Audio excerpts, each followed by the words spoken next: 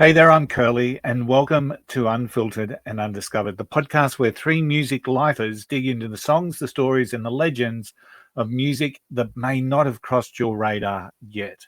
But if you're new here, let me set the scene. I'm the punter, the guy who swears that the best music, the best Australian independent music, was in 1986.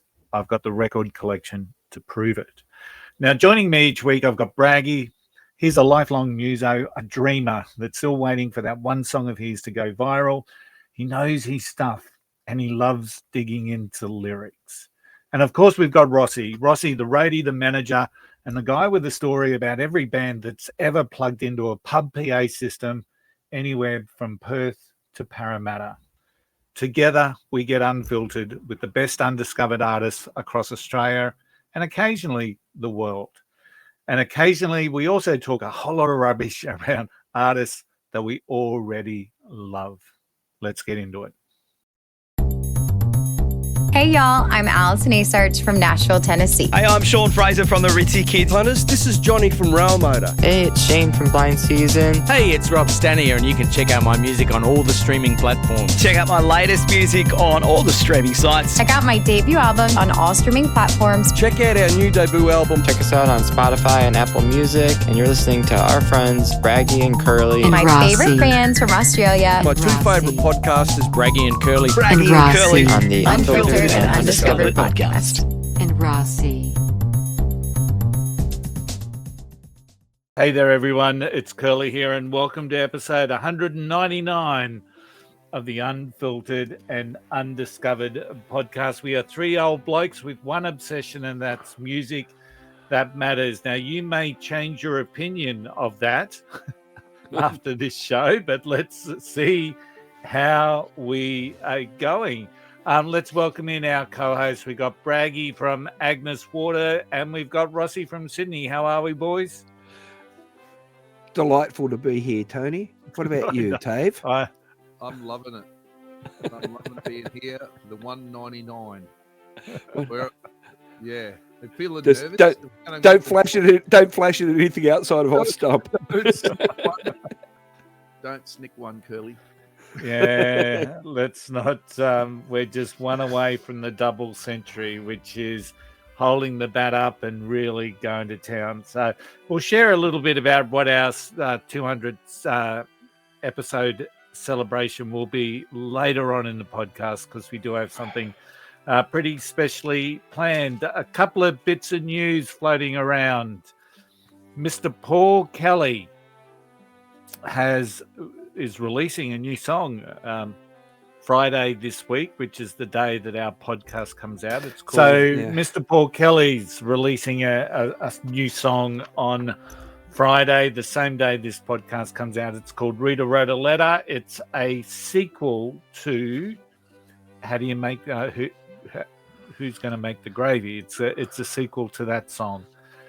He put out a post in the classifieds of one of the major city newsletters with a RIP to Joe. So a little bit of intrigue around the song. And my wife tends to think that it's now a 3-version song, because it starts with To Her Door, and then How to Make Gravy, and then now we're getting the third part, which is Rita Wrote a Letter. Very interesting stuff from Mr. Paul Kelly. Bragg. Didn't How to Make Gravy come out before To Her Door, though? No, I think To Her Door was... Actually, let's do a quick check on that. I'm very happy to be wrong. I don't want to have any Paul Kelly fans stomping up the aisle at me. I think we've lost. Have we lost Rossy again? Yeah. Okay, To Her Door was released in 1987. Okay. And How to Make Gravy was mid-90s, yeah. So anyway, that's a little bit of information coming out. So I'm looking forward to hearing it. And, you get the feeling that if Rita's writing a letter, it's not good news for Joe. So It's interesting, like that song now. I mean, the song was good, but then we had the movie. Movie was awesome. Did you enjoy it? Yeah, I liked the movie. Yeah, I thought it was great. I might then- jump and and come back. Okay, and then we got this other song about it. So Yeah, it's what I loved about the movie is that they talk about the Paul Kelly verse. It's not the universe or the world as we know it. It's the Paul Kelly verse, and there was some real mishmashing of historical times and whatnot. It was based in like the mid-90s, and one of the guys Dan's walking around with a Betty Ray's shirt, which is Betty Ray's are a Brisbane band who are like now. But I really like the cameo of the Olympic bus, and then Olympics. So I guess that's why Shaz figures. Yeah, is picking up that. Yes. So very, very interesting. So that's Mr. Paul Kelly.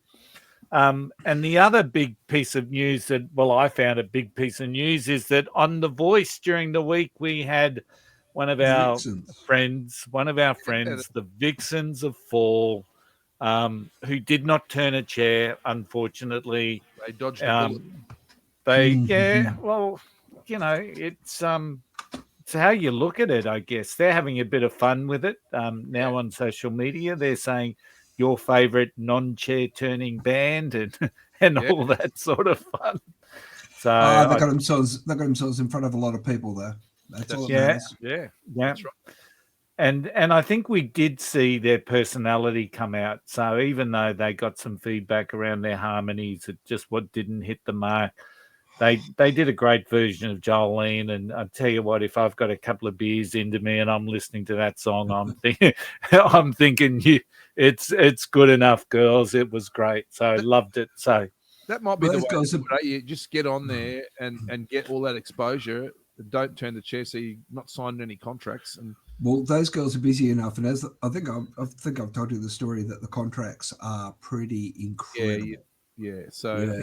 Yeah, so they might be better off. Might be much better off without them, I reckon. Yeah, I tend to agree. So, I think they did dodge a bullet. And Rossy, the last piece of news, so much so that I asked you if your colleagues or antagonists, I think might be a better word to use, the psychotic turnbuckles. I asked if they'd actually annoyances. Okay, that's what we'll refer to them as. Have they released a new single? Because you put out a rather cryptic post on the weekend. Well, cryptic to me. So what was all that about? Well, there's a cartoonist on the Guardian Australia called The First Dog on the Moon, and he's done some really funny stuff. He's probably taken the mantle from Looney in a way. He's kind of got that Australian, but some of his stuff's really, really funny. And he did he wrote how the hottest 100 is not relevant to Australians and doesn't support Australian artists and the like. And he claimed that the Psychotic Turnbuckles song from their second studio album, Beyond the Flip Out, the song Real Gone Gasser, is the greatest pub rock song ever. And I am inclined to agree with them. You used to call me a real gone gasser. You're following me around like I was your master. It's hilarious. That's a little bit of this show. Surely a little snippet of that song. Oh yeah, real gone gasser. I love them. It's very, very fuzzed and psychedelic, and yeah, I like them. They make me laugh. It was big honor. It was a big honor. I got to say, they were a little bit excited. Yeah, I'm guessing that they are. So what was it? The best pub rock song ever. That's like one of those children books, isn't it? That Richard Scarey series. Yeah. That's right. Oh, and I will put a link to it because they do have a live version of that song from 9 years ago on YouTube. I'm scared just looking at it, Rossy. Me too. Don't worry about that. Go straight to listen to that straight up. Yeah. All right. Hey, so we're going to do a bit of a deep dive or a skim over, whichever way we want to look at this, on a song that I actually love through one of the cover versions, and it's Suspicious Minds. We're going to talk about the evolution of this song, and we're also going to talk about, why is this such a popular song to cover? So I'm going to hand over to Braggy, who's going to talk us now through the original version, because most people know it as an Elvis song, correct, Braggy? Correct, because it was the biggest hit, I think. I feel it was.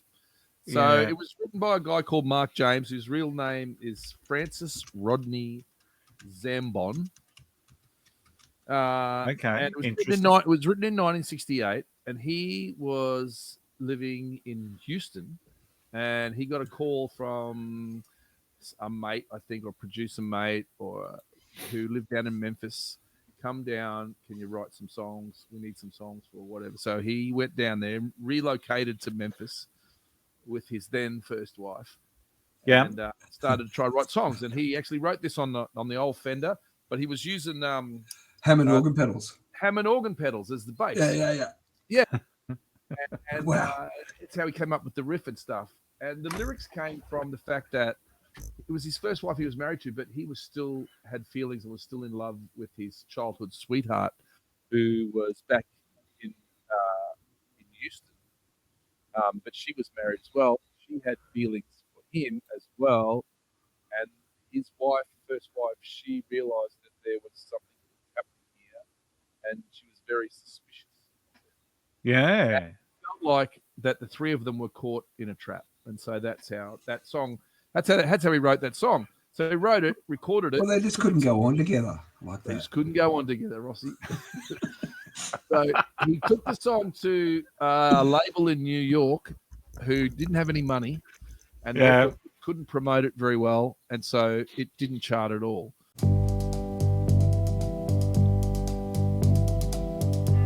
We're caught in a trap.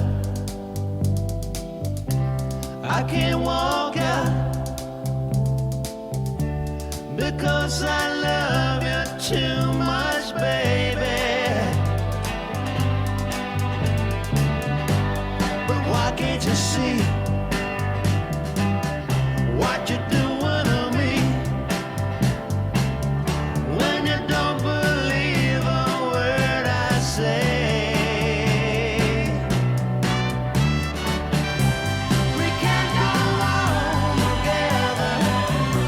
Suspicious minds, and we can't build our dreams on suspicious minds. And then later in the same year, Elvis has come out of the army and he's making his comeback special, 1968 comeback special, where he's got the big black leather on and he's doing stuff. And he did all the old songs, but his management stuff felt that he needed a little Something bit more new. of an adult rock and roll song. Hence how he came across that song. But if you listen to the original, it's almost the same as the Elvis version, just not quite as well produced. It's orchestral, like the Elvis version is very orchestral, string, brass, backup. Yeah. Well, like if the Elvis version made such a splash, right? It was just like when you heard it, you just like, what is this, right? And so like the impact, one of the things that, the impact of that song on production after that, like everyone started doing what they were doing there. And even to this day, there's the fade, the false fade and comes back in, like call it a track edit. That's where that came from. It was invented by, it was a mistake in the engineering room. The engineers, it was a mistake. Truly. They faded it out too quick and brought it back in. And then now it's become a staple that everyone does, right? Yeah. Yeah. Wow. I ended up at Graceland and stood in front of that black leather suit and just stood there and went, that's the coolest look I've ever seen on a man in my entire life. Like, what a cool looking dude he was there, wasn't he? My wife Yeah. says that's the hottest of all Elvis because he's not a little kid kind of thing anymore. He's a grown man, you know, but still slim and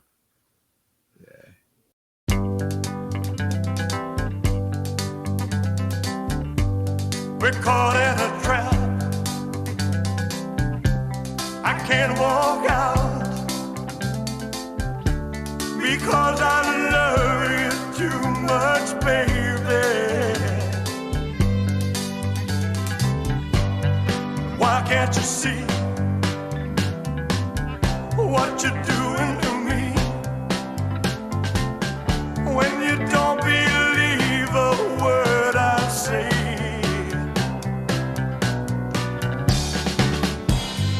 We can't go on together with suspicious minds, and we can build our dreams on suspicious minds.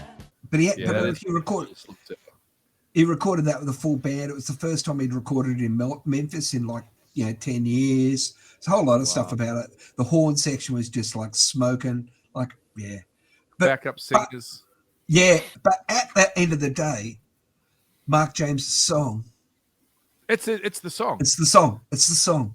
It is the song. It's got a brilliant little breakdown in the middle, where the song slows and it goes into a different time, Curly. So the song is in 4/4, and then when it breaks down the middle and goes to the slow part, it's in a 6/8 time, which is like a double waltz. So it's one, and then back out of it again. I'm not sure if that had been done before, or maybe the Beatles probably have done shit like that. But they're saying that pop ballads to this day are still using that fade for dramatic effect and bringing it back in. The trap and hip hop use that same thing for space and tension, and indie pop just use that rawness. It just changed the game, and it was so Motowny and upbeat and sassy. The cover. But the original, the guitar at the start is really weird sounding. Yeah, well, they were using tremolo on it and things like that, right? Yeah. So, it was massively influential for a whole lot of reasons, right? Yeah, one of the questions that pops up with me is that, that first line is so iconic, we're caught in a trap. And I think everyone... Braggy said it before, and I felt like singing, right? So you can't help it.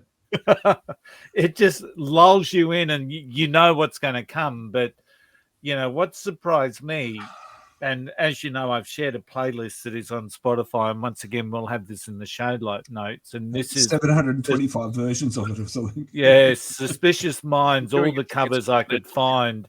And I want to do a shout out to whoever you are, Frank Butterfield, because this was obviously a COVID project for you. So it was created.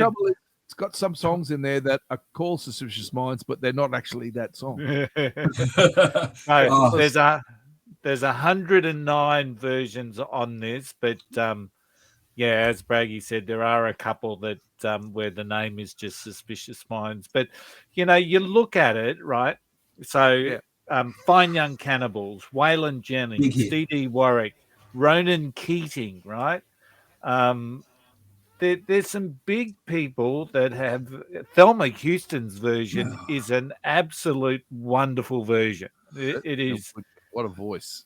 But they're all tipping their hat, right?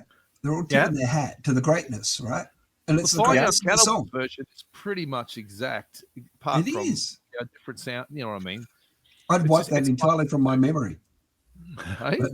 I'd wipe that entirely from my memory. Absolutely, but you go through the playlist. There's country versions, Waylon Jennings, Jesse Coulter, Dwight Yoakam. There's soul versions with D.D. Warwick and Candy Staten. There's indie rock with Young Hearts Run Free, Candy Staten. Reggae with the Heptones. There's electronic dance versions. There's computer synth versions. There's a really cool one, and once again, I'm going to try and do a mashup of a couple of different versions and just edit it in. But there's a version by Puddle's Pity Party, and it's great. And it's just somber as all shit, right? It starts slow. Gotta see that. The whole thing is in 3/4, Rossy. No way. We're caught in a trap. See, but the song's so iconic that you can pull it apart and put it back together, and it's still everyone knows what it is, right? Yeah. There's hillbilly, there's orchestras, it's just, why is that so attractive to cover? Braggy and Rossy, would like your thoughts.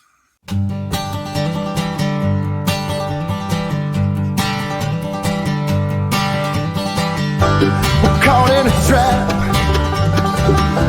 I can't walk out because I love you too much, baby. And why can't you see what you do at me when you don't believe a word I'm saying? We can't go on together with suspicious minds, and we can build our dreams on suspicious minds. Well, one reason is the lyrics, because so many people would have been in that situation, whether, you know, even if you're at school and there was a try situation. It's just, you know, there's nearly all the population would have had some connection with that. So as soon as that comes on, you know, we can't go on together with suspicious minds. I can just hear in my mind now the opening line. Someone sings the opening line and they point the mic at a crowd and they sing the second line. That's all there is. Anywhere you go, just starts with that guitar start. Yeah. Well, know? as you know, the Hitmen used to cover it, and I'm still recovering. Sometimes it'd be for like 10, 15 minutes, and Canis would be running off into the crowd, and I'll be chasing him with a mic lead, and I'll be like, going, "Can we go back now, John? Can we go back now?"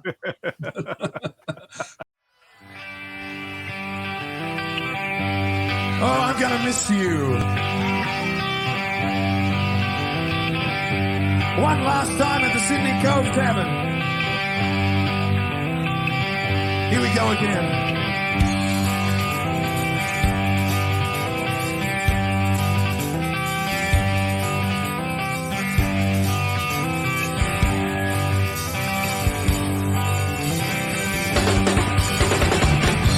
We're caught in a trap. I can't walk out because I love you too much, baby. Yeah. How can you see what you're doing to me? When we don't believe a word I'm saying. We can't go on together with suspicious minds.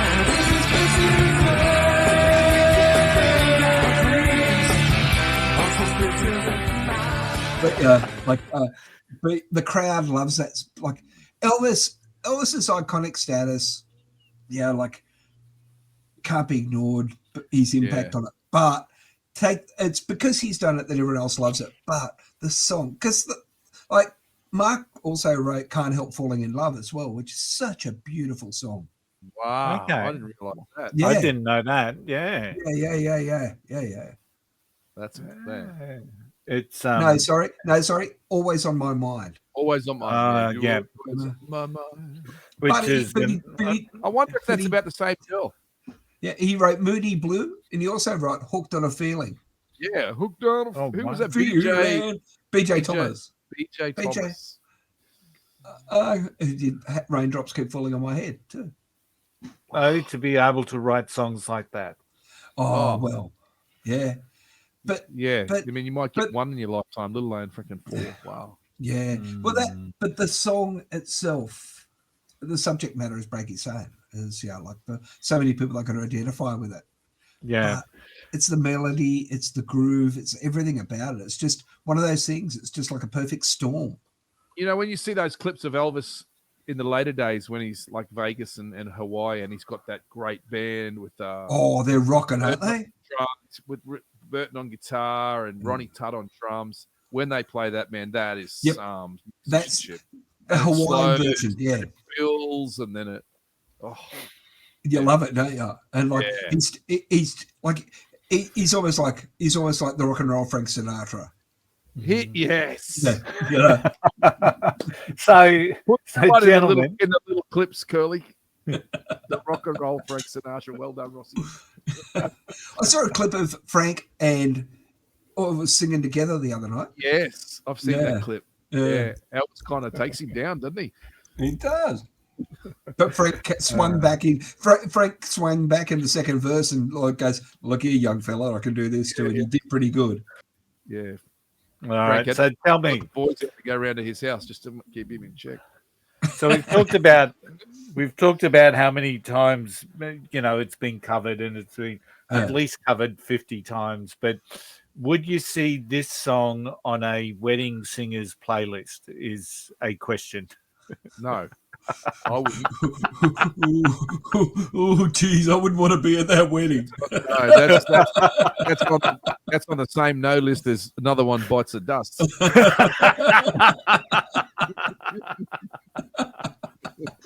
100%. So, Braggy, what's your favorite version, whether we call it cover version or version? What's the one that... I mean, I like the Elvis live version. You know, I'm not that keen on that. It just seems a bit dicky to me, the original, that original Elvis version. I don't know. Anyway, but I like the Fine Young Cannibals, much to Rossy's disgust. I like that version. I reckon they do it. They got a little bit of brass in there. They do it exactly. It's a bit faster, and I like his voice too. Yeah, Fine Young Cannibals. What was their first song? Johnny. And I really liked that song, and I when it first came out, and all my mates gave me the absolute shits over it because they thought it was too poppy or too mainstream, and I actually really like the song. But Johnny, he's an interesting cat, that role and whatever he's done was.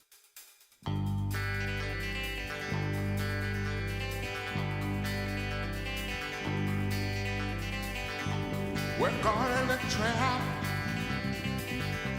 I can't walk out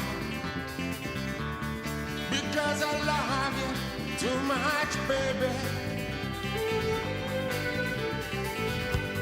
Why can't you see what you're doing to me? When you don't believe a word I say. We can go on together with suspicious minds, and we can build our dreams on suspicious minds. he was very much. When I saw the sports on the playlist, I thought I was hoping that they did a version of it. I didn't think they did, but no, they had their own song. There's a metal version by Metal Elvis, and they do a mashup. It's called something like Enter Suspicion, I think it's called. It's called Enter Suspicious Minds, and it's a mashup of Enter Sandman and Suspicious Minds. Oh wow!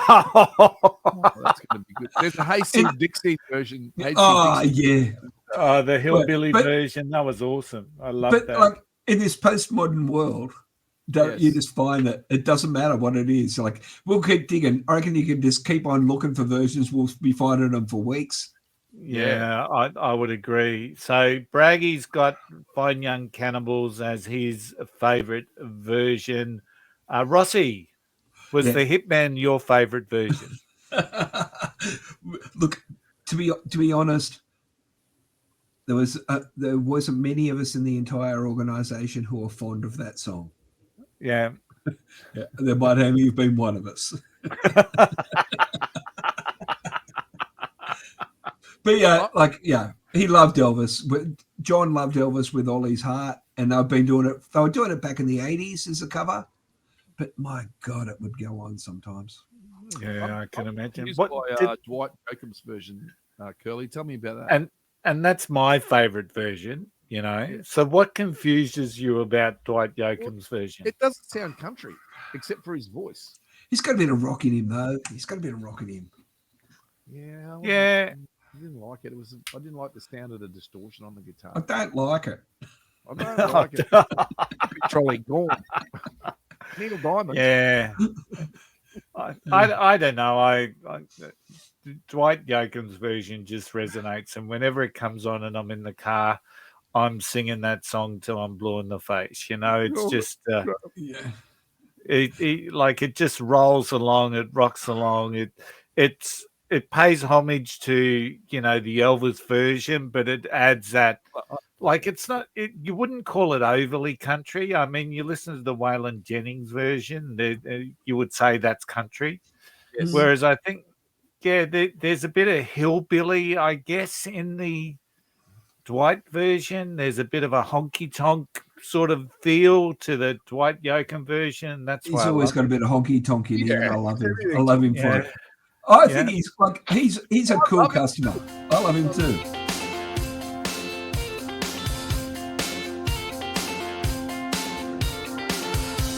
We're caught in a trap.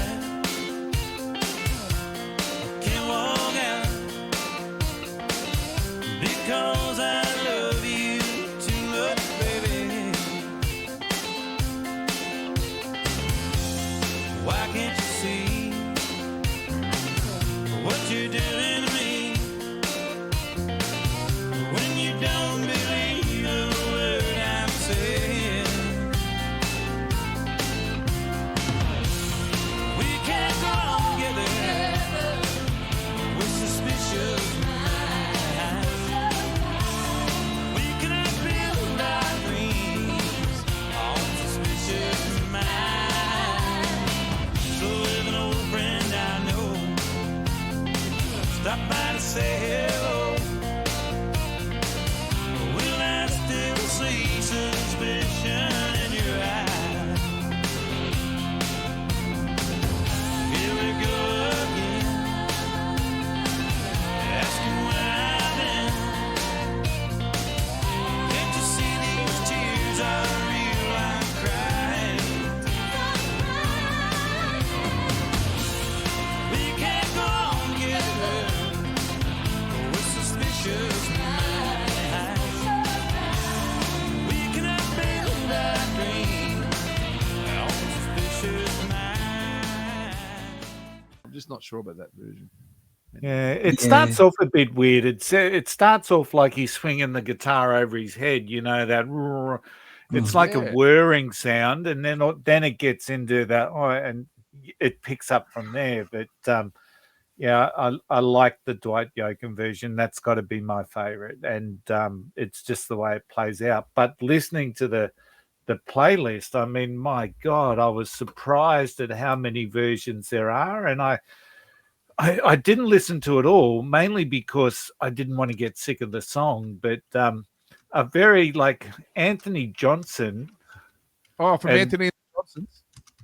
Yeah, he puts out a reggae version, right? Oh. So I'd never even heard of the name Anthony Johnson. It's not a real reggae sounding name, but there's a reggae version, Bowling for Soup, Thelma Houston.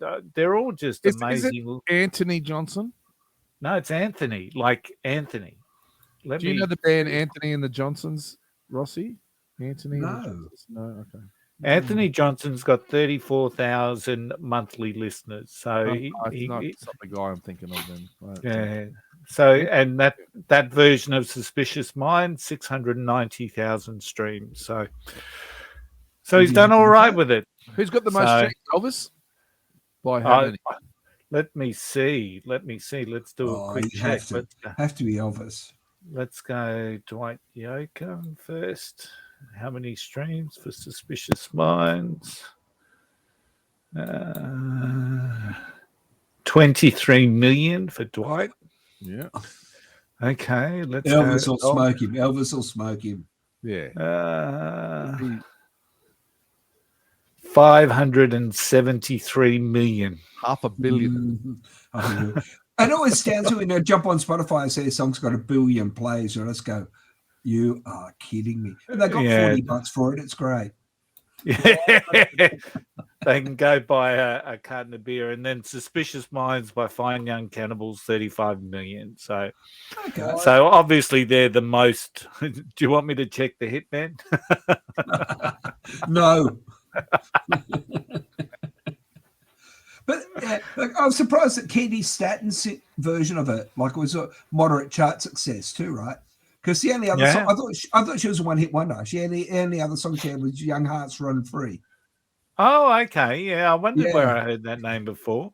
Yeah. What Really what nice. is it 0.013 of a cent? Yeah, something like that. So Braggy's doing the sums. $6,500,000. How much? 6,500,000. If you've got 500 million plays. I'll take that. Look, to be fair, I know the young fellas see a bit of Spotify money every month. Yeah. Like they're seeing, like, 70 or $80 a month. Yeah. Is that just Spotify, or is that all the other? And Apple Music. Yeah, Apple. But still, like, it's some money, which is a lot of people get no money, and that's not right. Yeah. I've been able to shout the boy carton every day. Now, Rossy, could you see Pocket Watch doing a version of Suspicious Minds? Over my dead body. Is there any Elvis song that you would see the boys? The boys. Pocket Watch. No. Angus would not. Angus. He won't do it. He won't do a cover. He reckons his cover days are gone. Yeah. Refuses. I keep on throwing ideas at him. He goes, "Why would I do that?" You got to ask the question, but Rossy, because who was the metal band that did that amazing version of Madonna's Firefly? Yeah. I mean, no one would pick a death metal band doing a Madonna cover like a prayer, wasn't it? Yeah, it was. And they're doing pretty well, actually, those guys. Yeah, so they did a cover. So I just think that, every now and again when you throw in a cover that people don't expect, it adds the allure. So it does. I agree with you, but someone doesn't agree with me. No, and that's all right. You're just the wise old counsel. So that's right. All righty.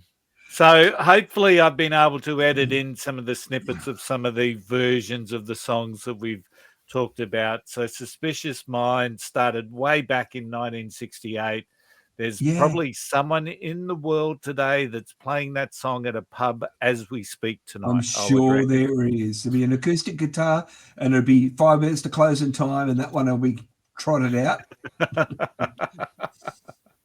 100%. But why wouldn't you? Why wouldn't you do that? Yeah, it's a good song.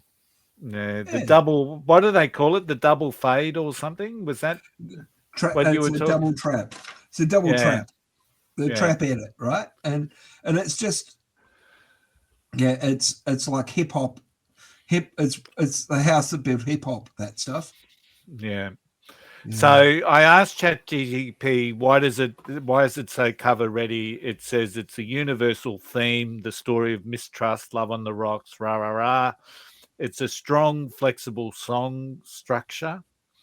It's the emotional arc because it builds. There's a distinct yet adaptable groove. And as we found out, it's quite adaptable with the version. There's just legacy around the song, and there's a lot of emotional ambiguity. So that's the reason why it gets covered so much. So, So let's ask the listeners. Let us know what your favorite version is, and just share it with us on any of our socials. We'd love to hear. What was that, Braggy? I'm pretty sure Strawberry Fields fades out and fades back in. Yeah, it does. Well, What about if some of the people who have been our guests on the show want to throw a cover of it at us? What? Ooh, yeah. Let's put the Ooh. challenge out there. Because Yeah. next week we've got our 200th episode, and there'll be a couple of little social media posts going out where we honour every guest that we've had on the show. So, so if you are looking for a cover to put onto your set, I'd rather see him do a cover of the Psychotic Turnbuckles. Real Gone Gasser. That's it. Yeah. That's what I want to see. Somehow I've got to fit that into the episode now as well. Braggy, what's happening next week on our 200th episode? Next week, we've set each other a week on challenge Unfiltered and to Undiscovered. find an artist. We've set each other a challenge to find an artist on Spotify who has less than 1,000 followers. And we're going to 1,000 monthly plays or 1,000 followers. 1,000 monthly listens, I think. Yeah. 1,000 monthly listeners. Yeah. And we got each of us are going to talk about them a little bit, maybe play a little bit of one or two of their songs. Is that right, Curly? Yep, absolutely. And I reckon the challenge is to see if we can, through this program, get them to more than 1,000. That doesn't mean you guys have to search for someone who's got 999. So, yeah, I reckon that's a good challenge. And I was hoping maybe we could tag them in the episode, and they might see it, they might hear it, and then they might come on. Yeah, sounds good. That sounds great, actually. It's a great idea. Yeah, so that's what we're doing next week for our 200th episode. We're giving hope to some of these bands that have less than 1,000 listeners, and hopefully we get them on. So I've already discovered mine. So I certainly have, and I've got someone in mind. They've got 132 monthly listens. Oh, that's low. Surely it must be a prize for who picks the lowest person. And I found someone who's got 17. It's a good reason for it too. Yeah, so the band I've chosen is actually from Boston, so I haven't gone Australia. So, I've actually really quite enjoying them. So yeah, really, really cool. Alrighty, so that's episode 199 done and dusted. Suspicious Minds. Let us know what your favorite version is. If you've loved what you heard, of course, hit follow, share, dig deeper on our Spotify playlist. The versions of Suspicious Minds we will add to our covers you didn't know you needed playlist. Not all 50 or 109. We will not do that to you, but we will pick some of those select ones that we talked about tonight. So we don't want you to get sick of the song. And if there is a wedding singer out there, let me know if you've ever played that song at a wedding. I'd love to know. So more artists, more stories, more reasons to listen. This is Unfiltered and Undiscovered, and we will see you all again next week as we celebrate our double century. We'll see you all. Thanks, guys. Singles.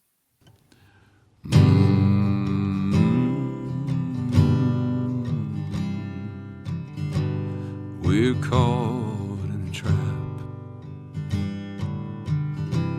I can't walk out because I love you too much, baby.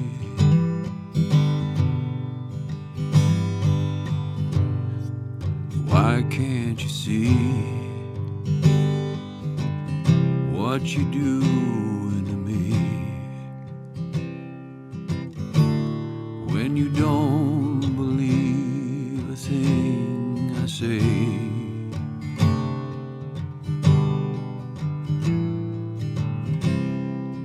We can't go on together